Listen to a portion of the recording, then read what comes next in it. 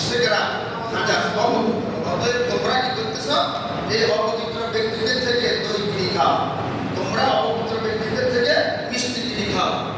শ্রীকৃষ্ণ ভান্ডারের দই খুব ভালো, এখান থেকে ভাড়া দিয়ে সেখানে যায়, কিন্তু আমরা পবিত্র মনে করলেও এই হিন্দুরা যে মিষ্টি বানায় যত খাদ্য দ্রব্য তারা বানায় তৈরি করে, এটা এরা কি করে না, এটাকে হালাল মনে করে না। কেন? ওইটা এরা মনে করে যে ওই পর্যন্ত এটা হালাল হবে না যতক্ষণ পর্যন্ত এই খাদ্য দ্রব্যের মধ্যে গরুর প্রস্রাব ছিটকাইয়া না দেওয়া হবে, তাহলে এই পর্যন্ত এটা হালাল হবে না।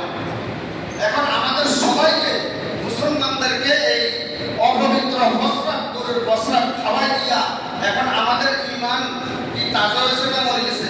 মরে গেছে। এটা আমার পর্যন্ত শুধু আমরা দোয়া করব, কিন্তু আমাদের সব কিছুর মধ্যে বেদান।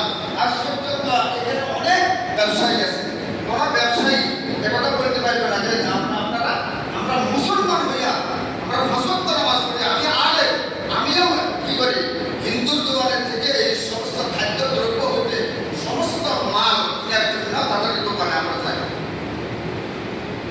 ঠিক নেই? যাই হিন্দুর দোকানের থেকে কোনো হিন্দু ইচ্ছে অনিচ্ছায় মুসলমানের দোকান থেকে কোনো কিছু খরিদ করে হচ্ছে ওই হিন্দুর কাছে যাবে, কিন্তু আমরা